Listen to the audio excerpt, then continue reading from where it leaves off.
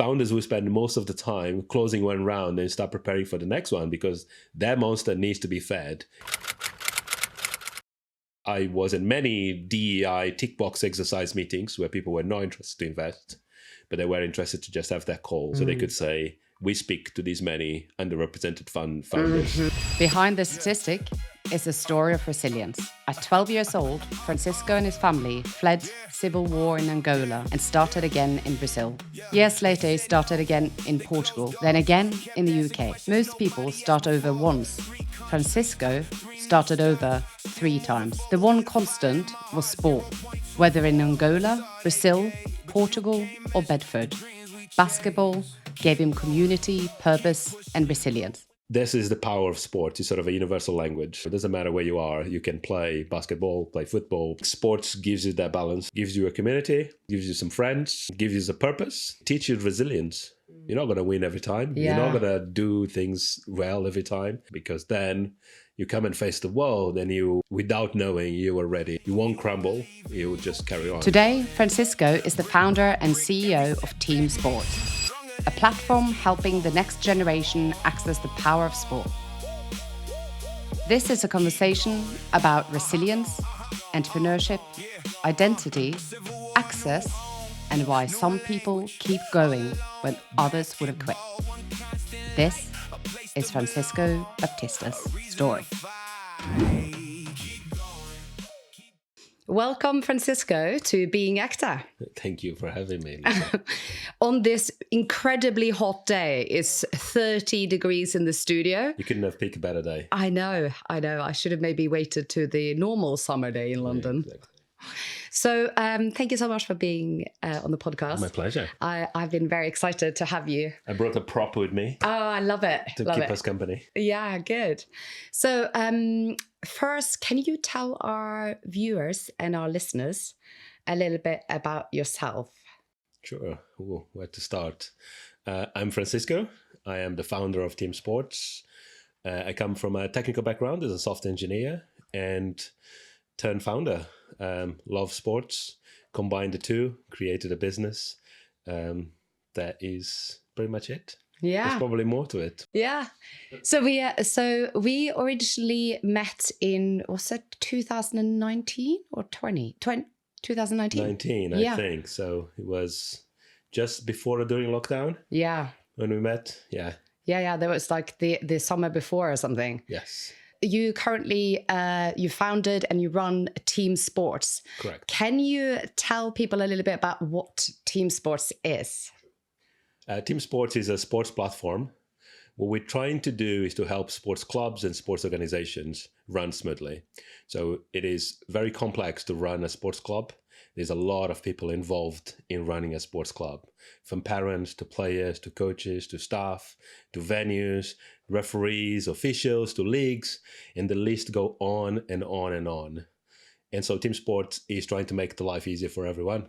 And how does it do that? Is it because it has evolved throughout the years, hasn't it? It started as a Absolutely AI platform.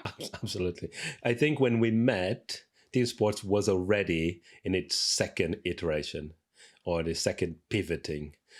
So we actually started as a hardware. So we developed a hardware to track players indoor whilst they played and exercise.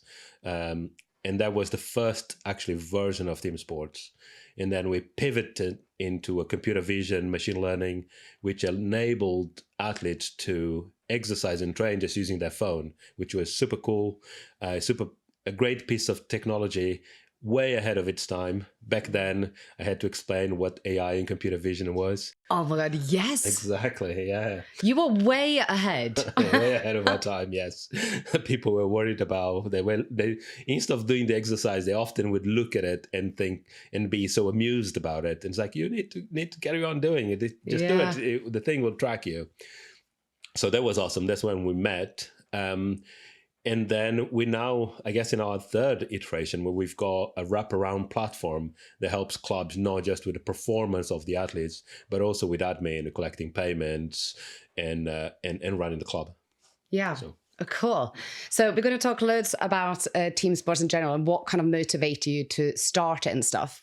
But when I first met you, I remember being introduced to you by someone, and I had decided I wanted to support some other founders that might need mentoring, and I started mentoring with you, and then within like a few months, I was like, holy cow. Like normally when you see tech startups, especially in that kind of initial founding stage, they have the idea and the jazz hands, but they haven't done any of the build. You had done the exact opposite. You had done all the kind of build, the actual hardware and the technology of the AI, and not necessarily the top bit. But I remember literally thinking, wow, this is actually so unusual to see it this way around. And also I was really fascinated and impressed by your attitude of like actually wanting to get things off the ground and being open to listening. Yeah, I think as a founder, I need to play by my strengths. And my strength is technology, is writing technology. I've done it for 22 businesses before starting TeamSportz. So although this is my first rodeo starting a business, it's not really my beginning. I've done it for other business before that. So what you saw was a founder dedicated to delivering, trying to solve a problem, and using its skills to do it. So it was amazing that you recognized that. It was a leap of faith for you and for me. You opened tons of doors afterwards to me, which enable sort of all the fundraising piece. But I think it is important for a founder, and I think part of what TeamSportz is today, and part of how I decided to run TeamSportz, is by playing to those strengths, is making sure that you're not trying to do something that we cannot deliver, because you can do that for a while. You can get investors impressed with AI pieces and other things, and now it's even more of a buzzword, right? So it's very easy to impress investors, but then you still need to deliver. You still need to, deliver your vision. You still need to, satisfy customers who will pay the bill. So I would we're definitely going to talk about your journey on the investor round and all of this. But I'm keen to kind of start a little bit before about your background and where you're originally from, because I think this is one of the things for me that I've always looked for in people, is the kind of grit and the determination. So tell me, like you grew up in Angola, is that? Yes, I grew up in Angola. And I think, Angola was a tough time. So I grew up through in the middle of a civil war, which then ultimately kicked me and my family out of the country, where I migrated to Brazil. How old were you when? I was 12. Yeah. 12 years old. So just about sort of forming my personality and sort of deciding, and then having the first love of my life, or who I thought was the love of my life. And then suddenly you have to uproot and go to another country. And in Brazil, yes, was a bit easier because of the language. It's the same, but actually the culture is different. Yeah. And then I decided not to carry on and study in Brazil, moved to Portugal, which again, the language is the same, but not quite the same as a culture. There is always a culture shock, and as you go from one country to the other, and then you sort of conflicted with your identity. Is like, get a new identity. Who am I? Am I the person that started forming in the country before, or am I a new person? And dealing with that, that pull and push. I was lucky to have found a software development job by chance. In Portugal? In Portugal. But how old were you when you got to Portugal? Was that the studying? Early 20s. Yeah, okay. And then, it was awesome. In fact, I mean, this is a small world, because the person that gave me my first job is today my CTO at TeamSportz. Oh, wow. So, we go full circle. I wanted a bit more after Portugal. I migrated to UK. I couldn't speak English. I was also very lucky to have have been given a job where I could really speak. I mean, my portfolio spoke for me, but still was difficult. Again, sort of another barrier to overcome, another identity sort of crisis to overcome. And how old were you when you came to the UK? Was my late 20s, so mid 20s. Yeah. So every decade moving country. Yes, every decade, figuring out who you are and forming new friends, new networks. And you didn't speak any English? No. So if I did turn on the TV, if there were images, I could sort of follow what was going on, if it was the news. But if I went out in a bar or a restaurant or in the middle of the office where everyone is speaking and talking to one another, no. I would pick up a couple of words. If someone directed to me and said, "Do you want it?" And I was like, "Yeah, it feels like I want it." Yeah, for sure. It was like, I want it. Yeah. Wow. But it took me a year to learn English and to be able to go and speak to clients. Only a year? Yeah. That is quite impressive. What? I started learning English at 7. And still when I came to the UK, I was like, yeah. Yeah, I think what helped me was that I made sort of almost a deliberate effort to stop speaking Portuguese. Yeah. So I would not speak Portuguese.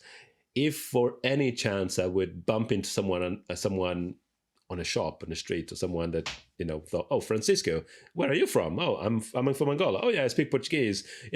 We're gonna go out and meet in a town." It's like, no, I'm not interested to. Oh really? No, yeah, and I think that helped a lot. That maybe I missed out on some other communities, but the way I saw it was there are two types of immigrants, and this is a huge generalization here, which is, either you go somewhere to succeed and therefore you need to buy into the culture, you need to buy into the costumes, the habit, you need to buy into the language. Language is the first barrier to break. But then language has another level. So one thing is me being able to say what I want. The other thing is me making a joke about Monty Python. So true. Right? So, good choice, Monty Python. It's like, League of Gentlemen, Yeah. And that creates almost cultural connection, which you cannot achieve if you don't, master the language. And I knew that was my barrier. I needed to master the language at that level. So when I went and speak to a client, no one was trying to figure out, where is it from? What is this accent? And whilst I'm going on and on and on about my business, they were still going, this is he Italian? Is he French? Is he? Yeah. So I wanted to make sure that barrier wasn't there. And so I would, me, single man in my flat in Bedford, and I had to go to the shop. And then I would pick up a piece of paper to try to make a list. And then it's like, how do you write this thing? Let me go to the bean and get the can out of out of the bean. So it's like, oh yeah, bake the beans. Yeah. And write it down. So, that is frustrating, but that pays off. Because in 1 year, I could go out and meet clients. I could go out and speak with clients. I became from a senior engineer or an engineer to a director on the agency. And that opened up London for me. So after 1 year, I found a job in London. Oh, wow. And then I did that 22 times before starting TeamSportz. Oh, wow. So 22 different places you worked in the UK. Yeah. And so you basically started in Angola till you were 12, then came to Brazil, then went to Portugal, and then UK. Yeah. That must have been a lot of readjustment. Yeah. Like I moved one country from Norway to here, and I still feel a bit like, I feel like I'm both and neither. Yeah. British and Norwegian. Yeah. Norwegian. Yeah. There are days I wake up and I can't speak English. The English words don't come out. And it's like, I'm missing home. But then where is home? And then when I stop and think, where is home? I've got, friends for life and family in all of these corners. My dad still lives in Brazil. But yeah, what is home? So home is really what I am, is where my family is where, and so home can be anywhere. Yeah. It's just like the Asgardians sort of is the people. Yeah, no, absolutely. And so basketball was part of your life from an early age? Yes. When did you start playing basketball? This is far back as I can remember. So I remember seeing newspaper cuttings of my mum playing basketball in a local team. Oh, cool. And being featured in a newspaper. And she had a drawer in her room with a bunch of newspaper cuttings in a sort of album, photo album, back in the days when people had photo albums in paper. And I remember, going every now and then and wanting to see those new paper cuttings. And yeah, I played basketball since so far back I can remember. Angola is a big basketball country. So Angola has 15th African titles. Oh, wow. Don't cool. quote me on it, but the internet will correct me if I'm wrong. Yeah. Angola is a big basketball country in Africa. So it's not yet as mature to compete internationally. But so my influence were not just my mum. We had a country that played basketball. So in my way to school, I would have at least 2 basketball courts, which would either get me late for school, or I would be late to come back home because I would play basketball. And anyway, basketball got me out of all sorts of shenanigans. But when we were having a chat before this, we've been talking about how important sports is as you grow up. What's your thoughts on that? And especially you that has moved so many places. Yeah, I mean, is possibly the only sort of link that you have with a culture that you don't understand. So I could, when I moved to Bedford, 3 weeks into UK, I could stop to the park and play basketball with people that, from all over I didn't know where they were from. They could be from here or from anywhere, and it didn't really matter. So I think this is the power of sport. It's sort of a universal language. It doesn't matter where you are. You can play basketball, play football, play maybe not netball everywhere in the world, but and they're both help me create those connections, help me sort of stay focused, stay healthy, stay focused, it's I always played, hence my prop here. I always played basketball, and we live and breathe basketball at home. My kids are not allowed to kick a football. They need to play. I don't blame you. They're not allowed to kick a football. And I think you told me that they all have to play sports. Absolutely, yeah. So I think sports is not an optional thing. So it's part of our lifestyle. So, and I think the benefits of playing sports are immense for your health, your mental health, especially in times like now where, entry jobs, what's going to happen with our kids trying to get into the job market with all AI tools, replacing, entry jobs left, right, and center. And I think sports gives you that balance, gives you a community, gives you some friends, gives you a purpose. You need to go and play the matches and play the game. It teaches you resilience, So, you're not going to win every time. Yeah. You're not going to do things well every time. And so even at the micro scale, constantly, what sport gives you, teaches you resilience, because then you come and face the world and you, without knowing, you are ready for it. You're ready for the obstacles. You won't crumble. You will just carry on. So I think a lot of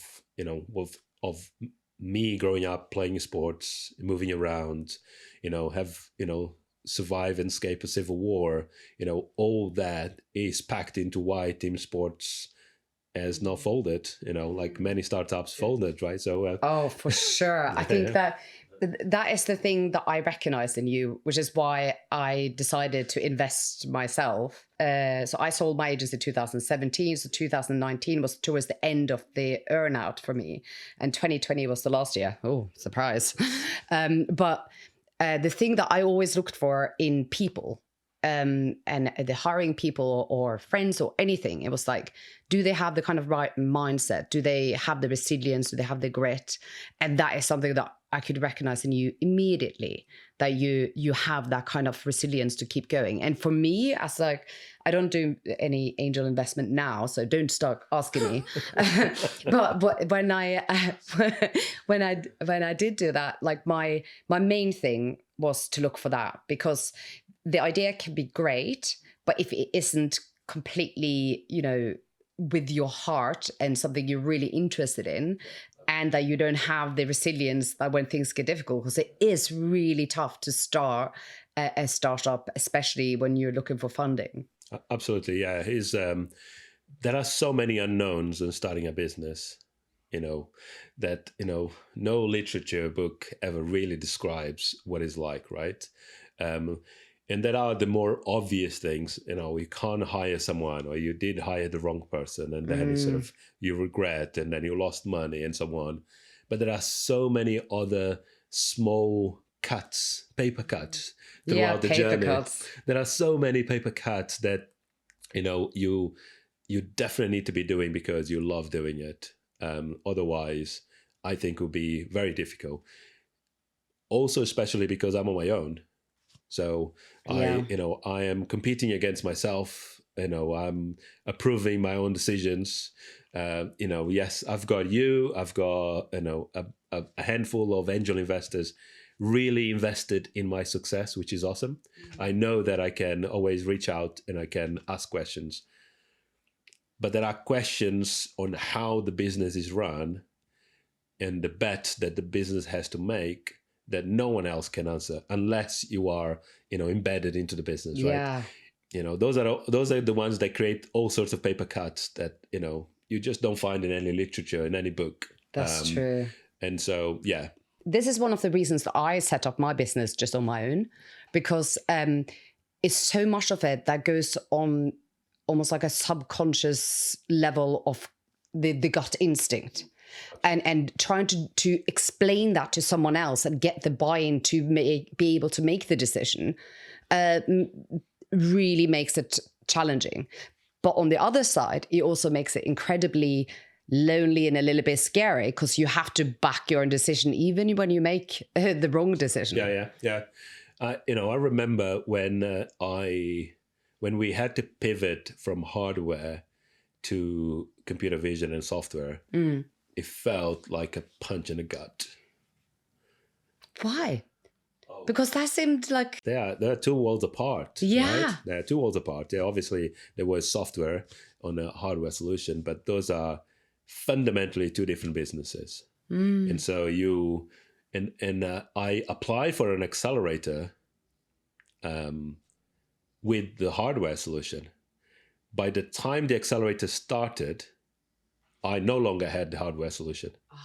And so I remember sitting down with, Patrick Kohlberg, London Sports, and he sort of, okay, tell me where you are with hardware and the box and the charging and the batteries. I was like, what?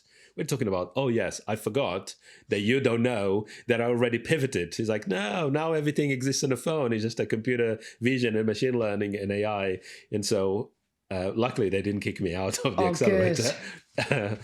But, those decisions that is no one else can make for you. And so it is a lot of gut feeling. It was a lot based on, I just couldn't make the business model work. Who is buying the hardware? Yeah. And the hardware needs sensors, but then the venues belong to the schools and to the colleges and to someone else. So do we hang the sensors? Do we take the sensors? Who has a time when you book a court for an hour to play sports?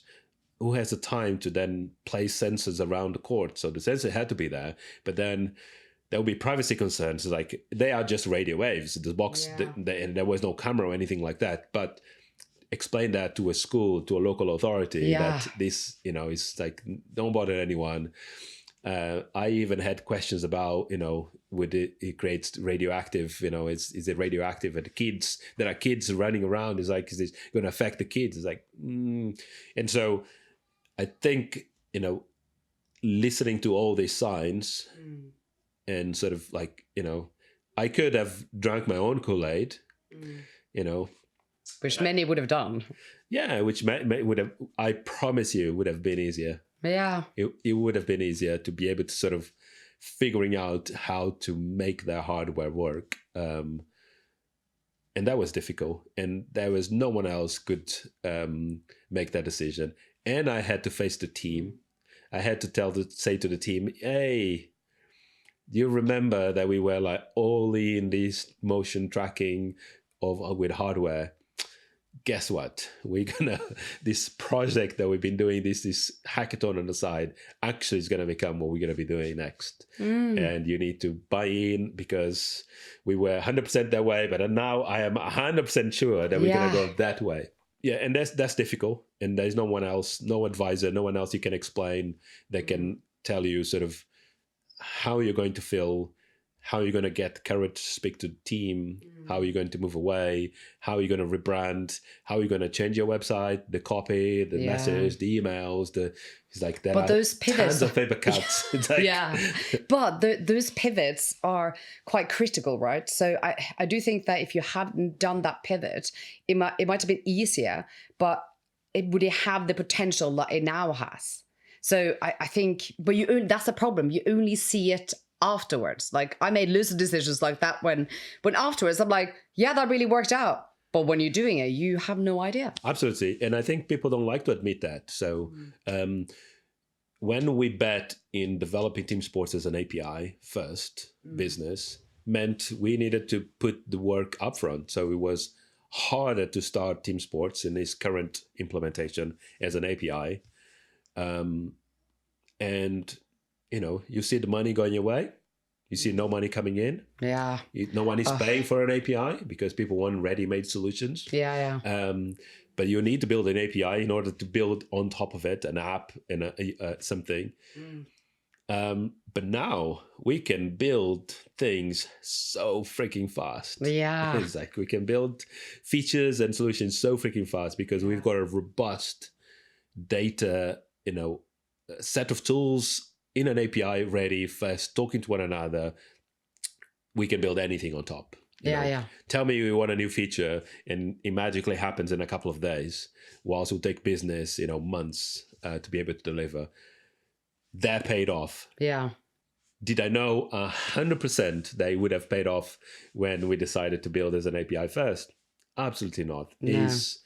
As much as a gut feeling, as much as, I could try to rationalize and say why I think that is the right direction to go.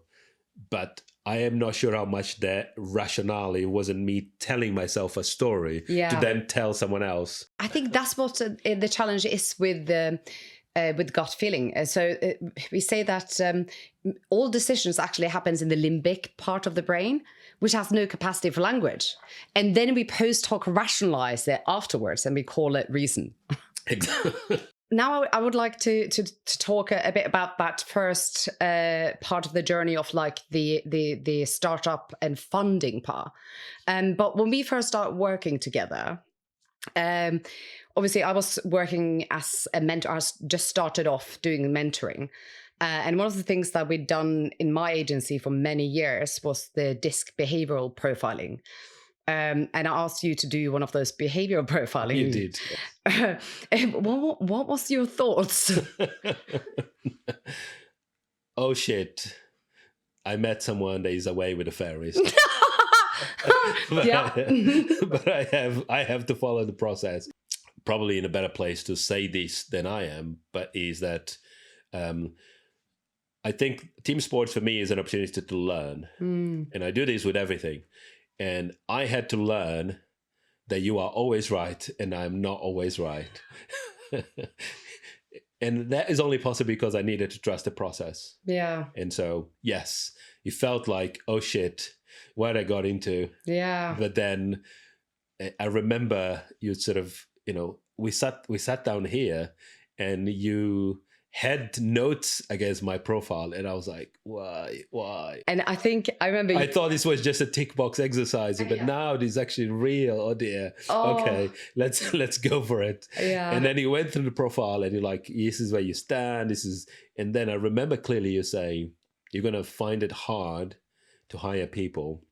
You need to be mindful of that when you hire people that are in the opposite side of your personality profile. Yeah. I seem to remember that you were similar to me, as in that you were so DISC profile is measures dominance, influence.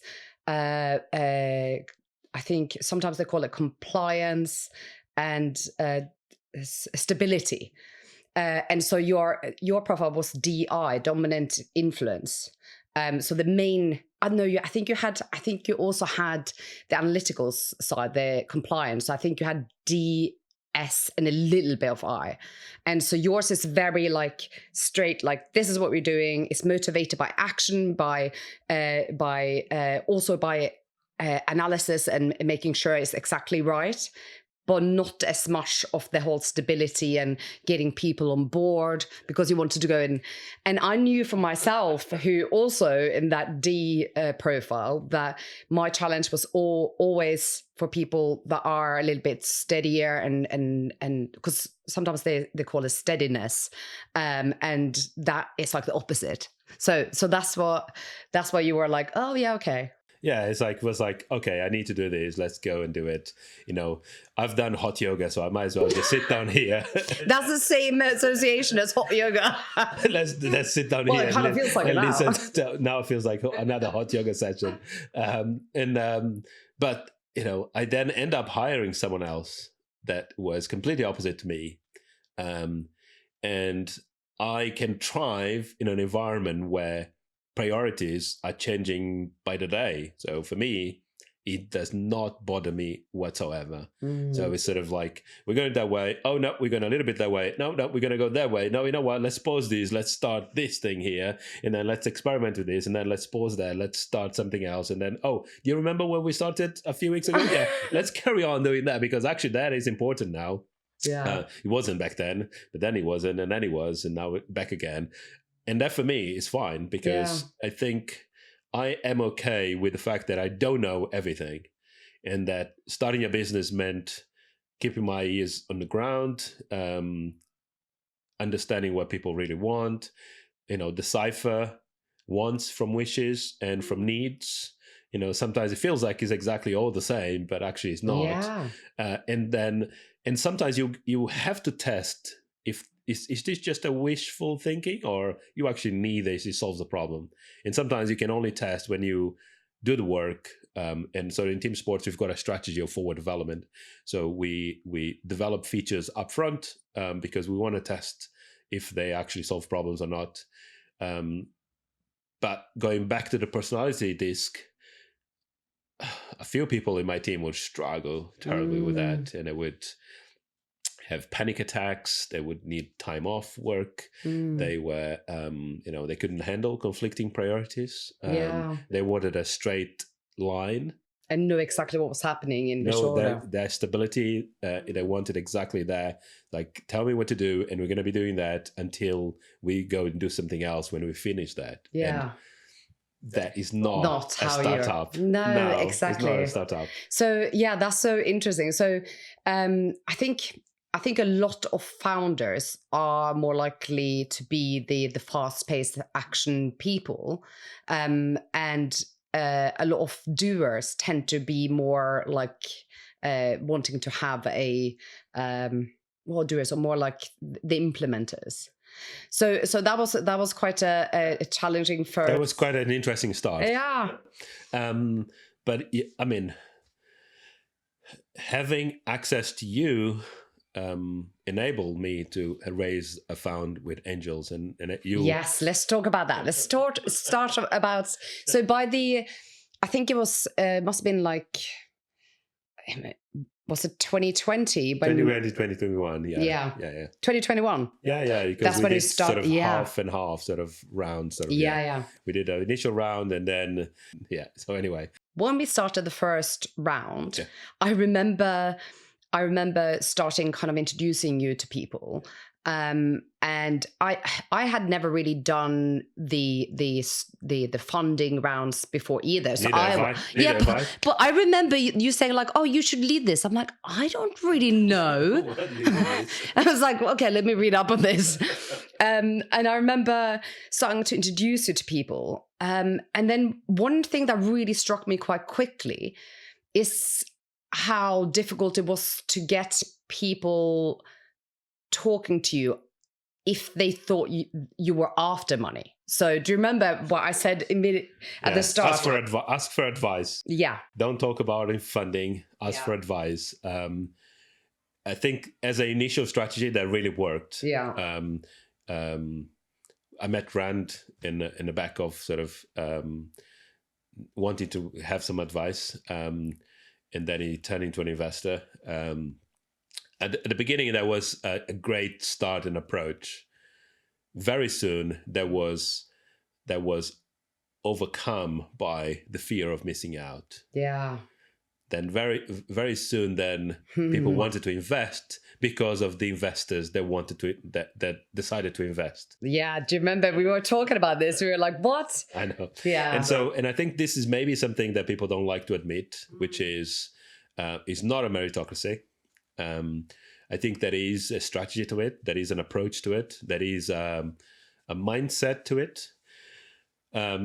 And as a founder, you know, was very difficult to fundraise because whilst I've got amazing stories of you and Rand and Richard, and there are quite a few in the list, and Mark Gainey sort of really invested in TeamSportz, really invested in my success, so in my personal success as well.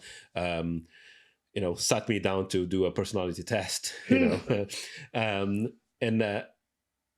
on the flip side, it was very difficult because I was in many DEI tick box exercise meetings where people were not interested to invest, but they were interested to just have that call, so they could say, we speak to these many underrepresented founders. This was, I guess, I think even compounded after George Floyd sort of, I know everyone wanted Black Lives Matter, and everyone was sort of, trying to save their souls. Yeah. So I think there's a lot of that speaks of, as a founder, you need to really know what type of business you want to start. And I think this is part of what I've learned with fundraising. So one was fundraising wasn't fun. It's not fun when people say, you're not the kind of founders that that we invest on a call in front of you. They can't explain why we're having the call because I'm not one to just pretend that, that has not been said. But there isn't really a proper explanation why. So that was, turning me into an alcoholic. So that was, depressing as anything. Did you get, so let me just ask a few questions about that. Did you get an immediate feeling when someone was talking to you because they wanted to tick a box? Absolutely, yeah. If you come into a call with a founder and you ask up front for them to submit a deck, submit a brief, to fill a form, etc., and you come to a call and you have not read that brief, have you not seen the deck, and so why are we having this call? Yeah. I understand you guys get thousands, and founders and VCs get 1,000 of decks, but don't come to a call if you're not prepared. I will not go to a call if I'm not prepared. And then the elephant in the room is there, right? So why are we having this call? The question has to be asked. Yeah. And if there is not a clear answer, then the clear answer is, and actually someone said me that we speak to as many diverse founders as we can.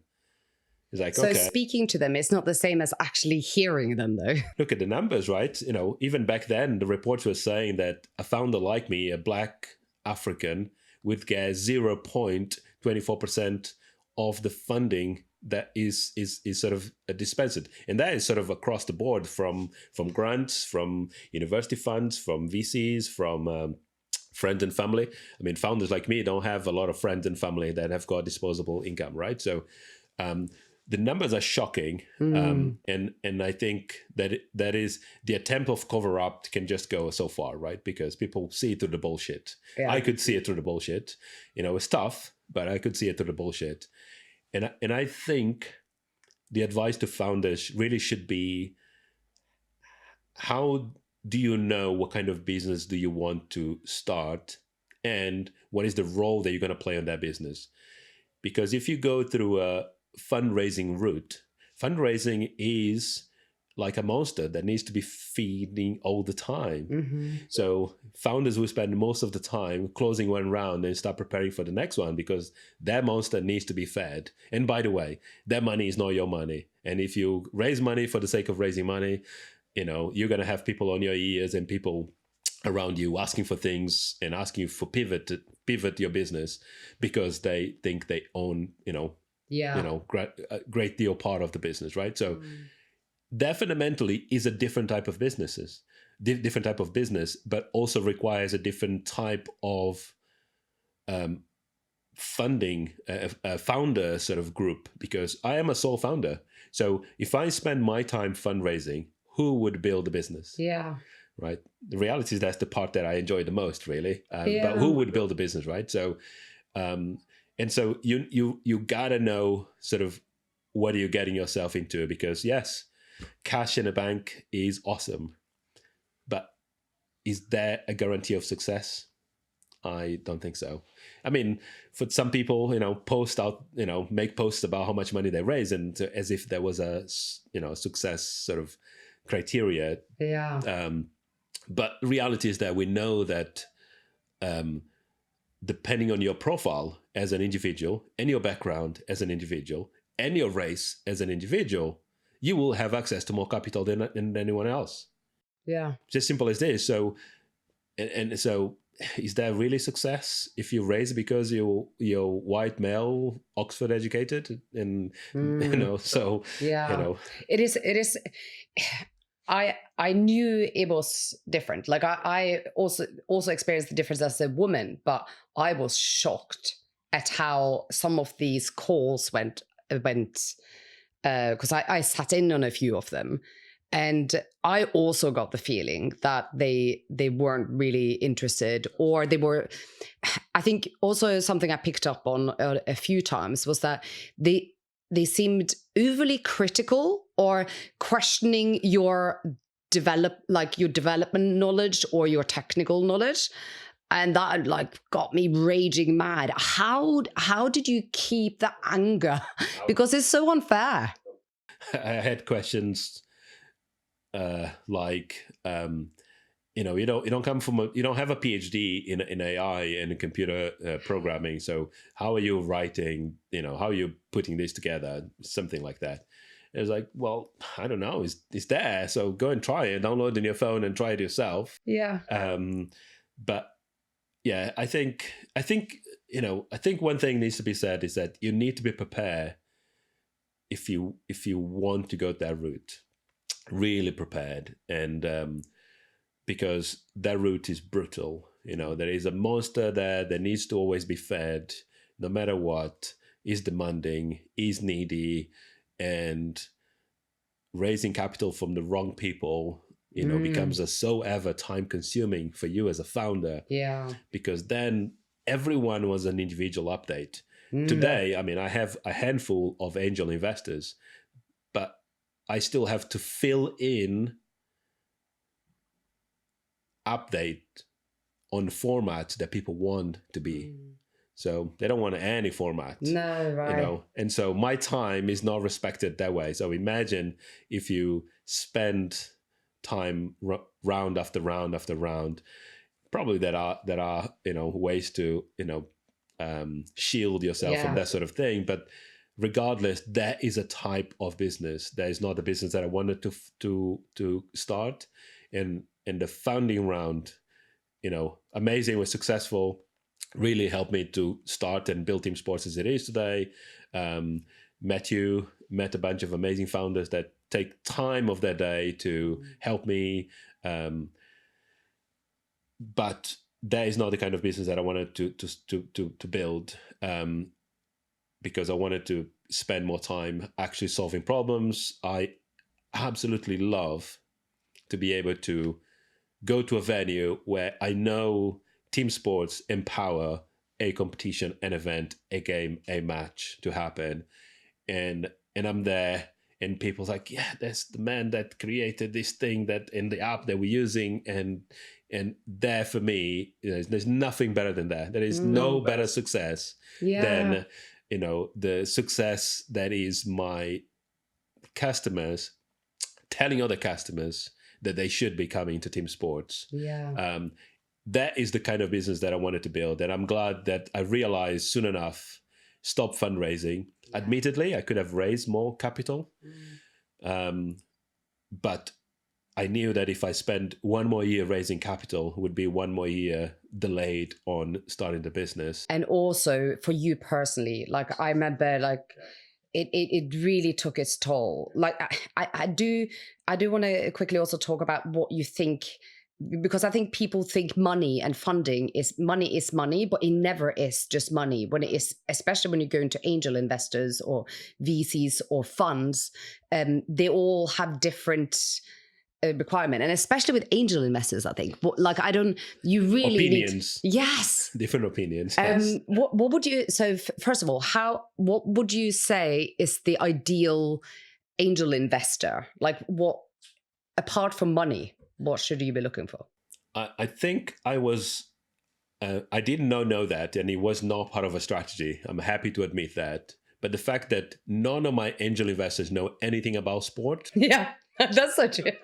It's perfect. Yeah. It's perfect because no one is saying, hey, maybe apart from a couple that sort of involved in sports, I had comments on, so why don't you just focus in basketball? It's like, but the problems I'm going to solve are all for other sports. So yes, naturally, we're going to have more basketball teams and clubs, etc. I play basketball, so that will happen naturally anyway. But we're not going to build a business that is just only for basketball.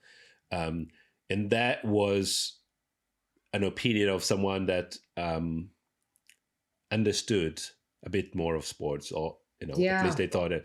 Now imagine if all angel investors thought they understood sport because their kids play sports or something else. So I think I'm glad that none of ideally find angels that don't understand what you're doing. Might be harder to raise capital, but actually what I needed back then was the mentorship, was the direction, was introductions, was a sounding board, was I need to hire my first marketing person. I've never interviewed a marketing person. And you said, hey, this is what I do. And you went on and interviewed Sarah, and Sarah came in and did an amazing job, right? So that is the kind of thing that I needed. Yeah, the ones that have different skills than you. Absolutely. To compliment me, so I could go, hey, you've done this before. What did that look like on your world? And then I can sort of translate that information into my world. Yeah. Without that information coming already digested. Yeah. Go and do this. It's like, but what do you know about what TeamSportz is? Yeah. But also, there is so much you don't know, so much I did not know, even back then, about sort of the actual solution that was built. So what, is sort of, there was this morphed idea of what, the sports platform could be.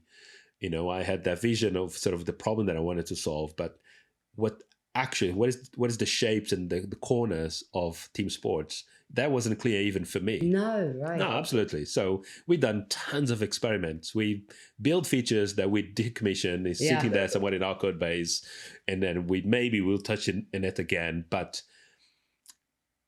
if I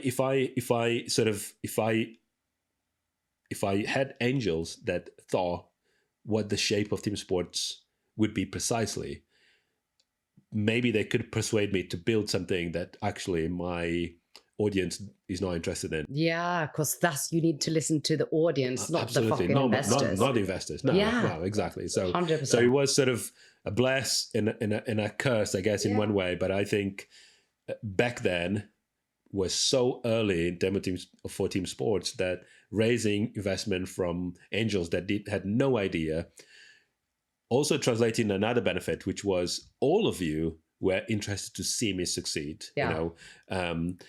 I think, did you say if I started a bakery or whatever, you would invest it anyway, right? So, and I think that is the confidence that I needed to sort of carry on and pursue sort of my dreams, right? Because it's freaking lonely, it's freaking difficult, it's freaking, and so it's awesome to have angels that actually invest in you, because they're beyond the cash helps, but beyond cash, there are so many other things that need addressing, that you need support with, that you need at least a glimpse of what possible ways are to solve that problem. Yeah. And if you've got an angel that, knows their stuff well, and it can help you, that is. Yeah. I could totally see that. And I do think,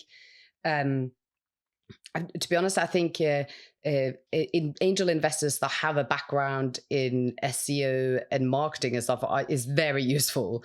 But also, I do think for me, it makes sense. I would only invest in the people themselves. Like if I thought the people could do it and the idea sounded like, to be honest, no pressure, Lisa, no pressure. Yeah, no, but the thing with you was that, like, I believed you as a person, and that's why I was offering to mentor and stuff. But as I started understanding what the product did, I was like, what? This is so much bigger than I thought it was. So, and so the change from that first funding, and then I know you started a second funding, and then you decided, no, I need to focus on the actual product now. Yeah, absolutely. And that was difficult because, you know, the cash is dwindling. Early stage startup, success and market penetration not always translates into revenue because you give a lot of the product for free. Yeah. You give a heavily discounted product and so on. So it was a tight year. Yeah. Really difficult. If it wasn't for Ellie, sort of this is it. This is gonna happen. It's gonna happen. And it did happen. So I think the tipping point was we signing a contract with London Youth Games immediate sort of on that year after the last investment, and was summer 2024. 24, yeah. 24, yeah. Sorry. We launched in January 2024. We started in 2023, sort of building tail end of 2023. That was the rubber stamp that we needed, that we were going in the right direction, that the bet that we've made on API paid off. There were so many tick boxes from their sort of contract, which lasted 3 years, and we're just about to renew for another 3 years. There's suddenly sort of, you can like, okay, we're going somewhere, but yes, this is not the do and end all, right? So then we got universities, and we've been growing ever since. Yeah. So it was. And people are actually, and this is the thing, is that there are loads of startups that never actually go properly to market, that they don't get enough customers because they're building and building. But I think it was such a wise move to focus on really getting into the market and getting people using it and being on the ground, which is a lot of work. Because how many basketball matches and games and stuff have you been in? Exactly. A lot of traveling. Just last week I was with Jamal. Jamal works with TeamSportz now. He's just qualifying for the Commonwealth Games, so he's going to go for a back-to-back gold medal soon. But yeah, it took 3 days of my day to be there, to be with Basketball England, to be at the venue, to be, breathing and living sports, making connections, shaking hands. That actually goes a long way than an email. Yeah, for sure. It's connection. It's actually feeling the trust that you care. Yeah. And people know that I care because I'm not an imposter when I'm around, because I love sports, and even if I drag my kids along, which sometimes I do, there's like, that is a family that loves sports. Yeah. And so now I get it why those clients are raving about TeamSportz and Francisco, because, and that works. That works a lot better than, cold sales and emails and cold calls. Reference, be on site, shaking hands and say, hey, everything's going to be all right. We might not have everything figured out, but you come in a journey with us, we'll go in a journey with you. And so far it's been paid off. And also the great thing about this is that because you're so involved with the teams and the organizations like London Youth, London Youth Games, Youth Games and Basketball England, is that the feedback that you get about the actual the feedback on the product that has changed how you work, right? Absolutely, yeah, because one thing is you're building a product based on a description, on someone else, a client came in an email and said, this is what I envision. And you go, okay, let me translate that to build something. And you build something. But then sometimes it's not even that client that's going to use the product for what they ask for. Yeah. And then you put the product or the feature in the hands of the person that's actually going to do it. and they go, yeah, this doesn't work for me. Like, No. because I've got this need and this need and that need, I need to pay attention to this, I need to pay attention to that. It's like, oh, okay. You know what? Let me step back. Now I know exactly what the customer tried to tell me. Yeah, okay. Because the customer is usually either the organization or the team, the coach, or it could be the head coach, could be Yeah. the sort of the club admin, could be sort of head of sports, could be someone far removed from the actual game. from the actual game, from the actual sort of use of the solution. Sort of, you know, there are smaller clubs where, you know, that person does it all, but we work with large organizations where the people there sign the contract and are the people doing the work. And so me taking my time to be able to spend with the people that are actually using the solution. Yeah. Did this work? You know, did it work last event with, you know, 100 athletes? But I want to know, when you do the judo, there is 200 athletes. Did it work with 200 too? Because, you know, at the scale, parents, you know, kids, athletes, all rush, you know, all trying to sign up. You know, did the registration actually work? You don't know these things until you speak to the people that actually use your software. And I find that is our home court advantage in UK, at least in UK. Yeah. You know, we are here. You know, we don't have to rely on an email, on a help email to engage with your new technical provider called TeamSportz. Yeah, exactly. You can WhatsApp the CEO, Mm-hmm. and the CEO will be at the door in the venue when things that actually happen, and I will watch it, and I will build it on site sometimes, and then walk out of the venue with that problem solved. Right, that makes a big difference. And that you cannot get that from anywhere else. So it has to be a partnership. It has to be sort of, we work together in figuring out, you know, what works for them. Like in many industries, you know, clients don't know what they want. They want something, but sometimes they don't really know what is the practical implications of wanting that thing or having that thing. Yeah, or how important it will be, like what. And sometimes there's the simplest thing that Yes. what kind of features have been made in the last year that was the most surprising to you? It was registration. So it was after you take on registrations and collect the payments, etc. For the game, for the tournament, for the tournament or an event, large scale sort of. For a game is fairly easy, but then on site things can happen. Athletes might not turn up, another athlete might show up. And so you need to effectively verify very quickly that the team that is going to actually play is the same. It is their same team, it's the same people. And if it's not, make a replacement very quickly, which effectively is creating an account for a new athlete on site. That has been surprisingly very popular feature. And then there are features that are more around integration. So more around, I want to see things very, very quickly. I do not have the time that you think I do. I'm not sitting on my desk, on my laptop, combing through lines and then making sure that the lines are so small. And then, you know, so I think he's sort of understanding that in a practical sense, time is a very expensive commodity. And if we can save clubs time, and that means if you're going to have 5 columns on a table, add that 6th column that tell the player has allergies. And so that you can scan very quickly in the middle of an event, and you can, you know, quickly pinpoint to an athlete they might have an allergy. Something as benign as that, right? So sort of realizing that we need to optimize our UI to help cut time.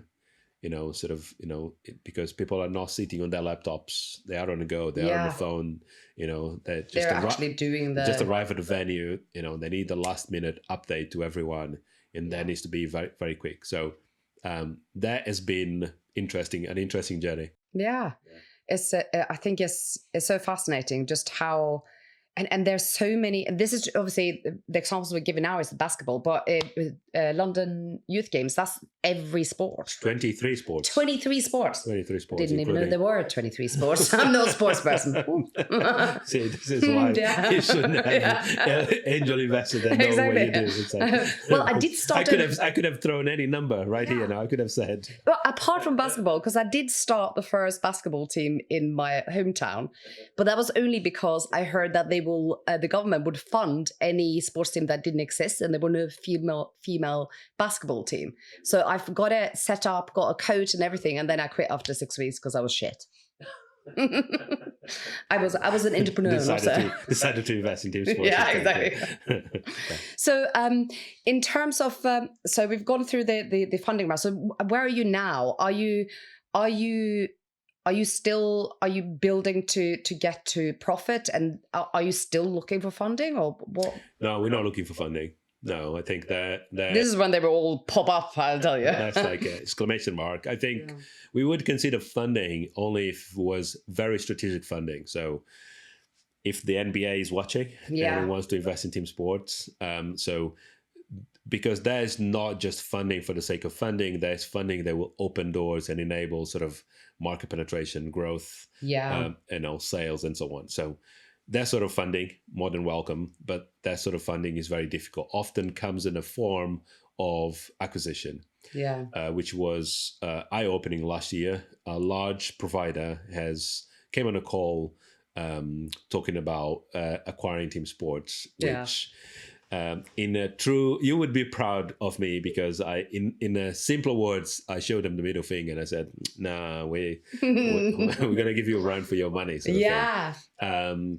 Probably not the right way you should handle this call. That is probably a more diplomatic way to do it, right?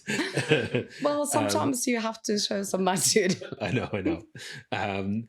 But no, so we're growing. We are stable as a business.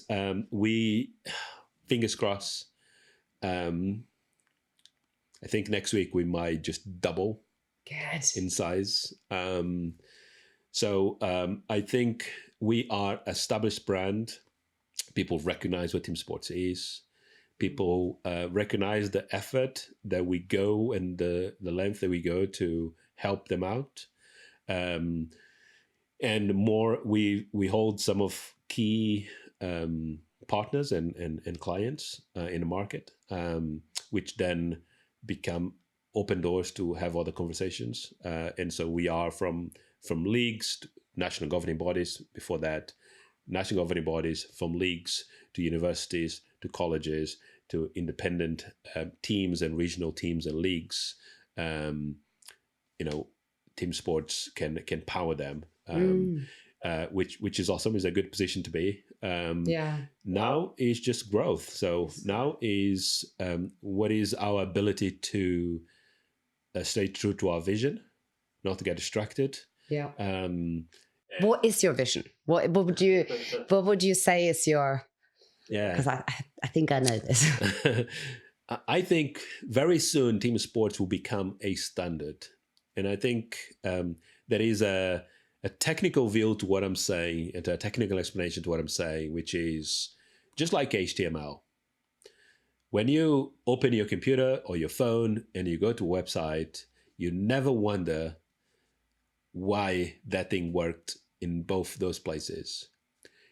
And because we built TeamSportz as an API, and we built our data warehouse layer in such a structured way, TeamSportz can become a standard for sports on how sports data gets captured, measured, and shared. And I think as we continue to grow, that standard will become more and more evident, that TeamSportz is the only sports platform that holds comprehensive sports performance, mental health, medical, and health data, not just as a snapshot, but historically. So if you are a 10-year-old at London Youth Games competing, and then you end up UEL University one day, we can, through TeamSportz data, you can trace that path. And I think a lot of our partners are trying to build, and there's been a lot of conversation trying to build that pathway. What we've done well was to build a data layer that enables that pathway, and therefore that becomes the standard. So yeah, so I think there's the vision. The vision for it to be. Also, I know for you, it is really important to encourage kids and young people to get into sports and to have a community around them. Yeah. I mean, we twice a week I run a community club in my local school, sort of free for all for kids, primary school kids to play basketball. Every morning on Thursday and Friday. I'm a coach. And it is amazing to see kids that clearly don't play sports. They can't catch, they can't throw. And then after one term, they can not only catch, throw, but they sort of like, look what I can do.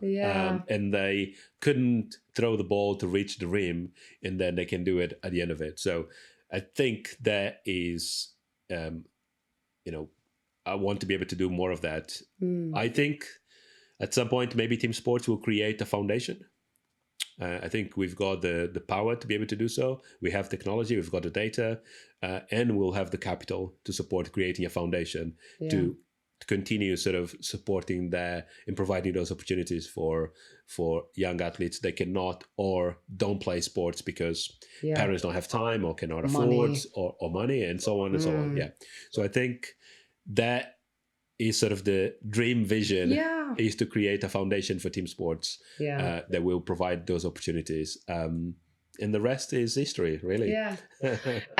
Lastly, I just want to ask you, for any minority founders out there, what advice would you give them, and what would you say is the thing that they have to hold on to, because it is a very white, straight male, the whole fundraising especially.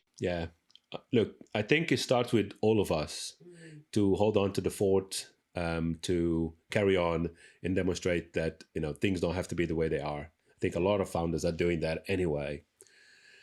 I also would say, even though